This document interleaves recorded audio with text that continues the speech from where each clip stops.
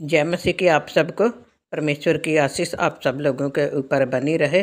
और सबसे पहले मैं कहना चाहती हूँ कि मेहरबानी से आप इस चैनल को सच्ची गवाह प्रवीण यूट्यूब चैनल को सब्सक्राइब और लाइक ज़रूर कीजिए। आज की इस वीडियो में हम लोग देखेंगे एक सच्ची घटना एक औरत के बारे में जिसने अपने सास ससुर को अलग कर दिया था। और उसके जो दिमाग का कीड़ा था कि मैं अनपढ़ हूँ, अनपढ़ता के शब्द के कीड़े ने उसको कहाँ पहुँचा दिया। शुरू करते हैं वीडियो को। सच्ची गवाह प्रवीण यूट्यूब चैनल में आप सबका वेलकम करते। एक बहू के बारे में एक हादसा, ध्यान से सुनिए। वो जो बहू थी उसको बहुत ही ज़्यादा शौक़ के साथ उसके सास ससुर शादी करके लेकर आए, क्योंकि उस घर में बहू की बहुत ज़्यादा ज़रूरत थी। और उस घर में जो बड़ी बहू थी वो पढ़ी लिखी थी, और वो जो पढ़ी लिखी बहू थी वो भी बहुत अच्छी थी, और वो अपने परिवार की हर जिम्मेवारी को समझते थे।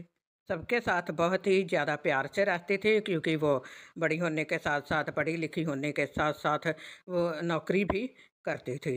तो उसी की नौकरी के दौरान, क्योंकि वो घर में बहुत कम आती जाती थी, तो इसके बाद जो दूसरी उसकी जो देवरानी थी वो घर में रहती थी, उसके दिमाग में हमेशा एक ही बात रहती थी कि मुझे कोई भी प्यार नहीं करता और उसे सभी प्यार करते हैं।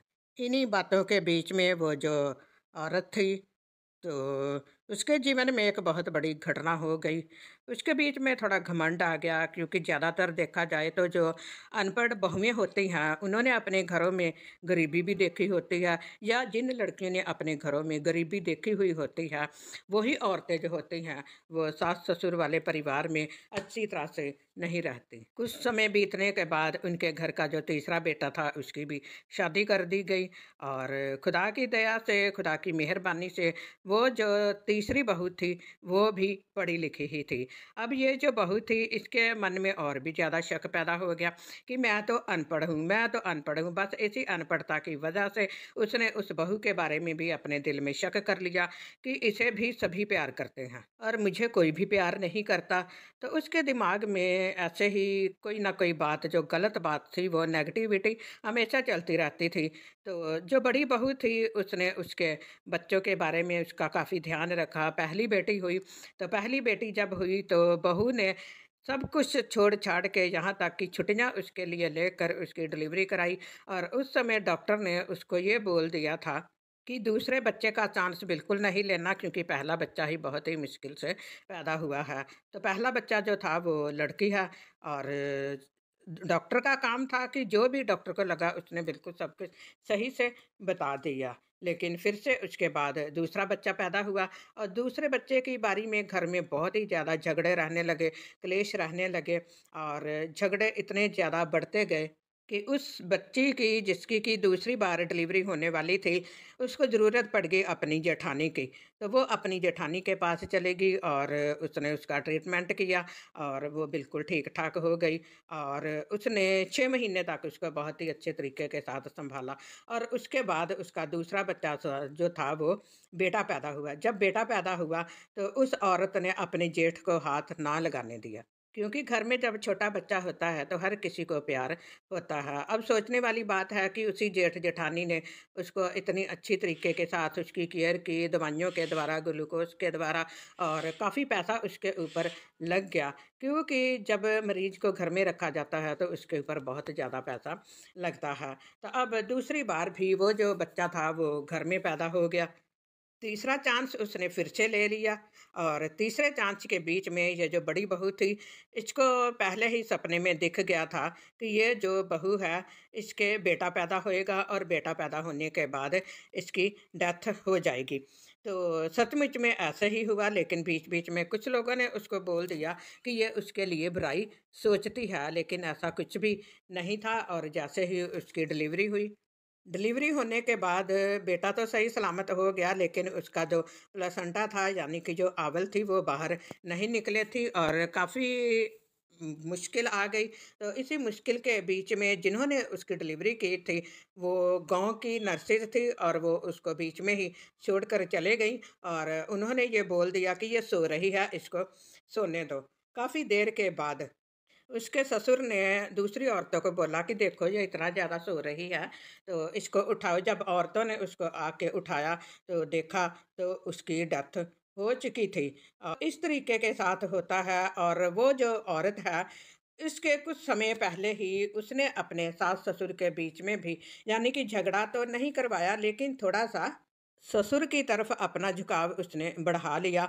और इसी के बीच में उसने बोल दिया कि माँ को कोई भी अपने पास रख ले और बाप को मैं खुद ही रख लूँगी, क्योंकि बाप की पेंशन आ रही थी। और ये बहुत ही ज़्यादा गलत बात है। आजकल की बहुएं हमेशा यही सोचती हैं कि ससुर को हम रखें और माँ को जैसे तैसे यहाँ से निकाल दें। तो माँ क्या कहती है? माँ तो किसी को भी कुछ नहीं कहती। माँ तो हमेशा अपने बच्चों का भला ही चाहती है। और वो तो बहुत ही अच्छी औरत थी। उसको जैसे कहते हैं कि इंसान को जितना मर्जी पूज लो उतना ही कम है। तो उसकी डेथ के ठीक बिल्कुल 10 महीने के बाद, शायद मेरे ख्याल से जितना मुझे याद है 9 महीने के बाद, क्योंकि वो बेटा पैदा हुआ और ठीक उसी के 9 महीने के बाद उस औरत की भी डेथ हो गई। ये जो तीसरा बच्चा पैदा हुआ था, यानी कि दूसरा लड़का, पहली बार लड़की थी, दूसरी बार लड़का था, तीसरी बार फिर से लड़का पैदा हुआ। तो जेठानी ने बोला, इस बच्चे की ताई ने बोला कि मैं इस बच्चे को पाल लेती हूँ, क्योंकि मेरे बच्चे अब बड़े हो गए हैं तो मैं संभाल लूँगी। लेकिन उसको भी वो बच्चा नहीं दिया, यानी कि अनबन इतनी ज़्यादा बढ़ गई थी कि उसके साथ भी हर कोई नफ़रत ही करता था। और उस बच्चे को किसी और ने ले लिया।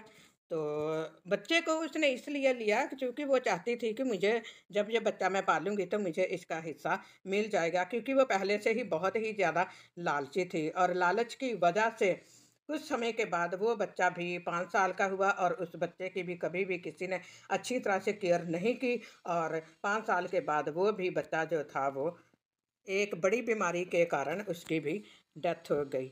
तो सोचने वाली बात ये है कि उस औरत ने अपने माँ-बाप को, यानी कि सास-ससुर को अलग किया, तो खुदा ने उसको दुनिया से ही अलग कर दिया। आज उस माँ की जो बेटी है वो तो स्टैंड है।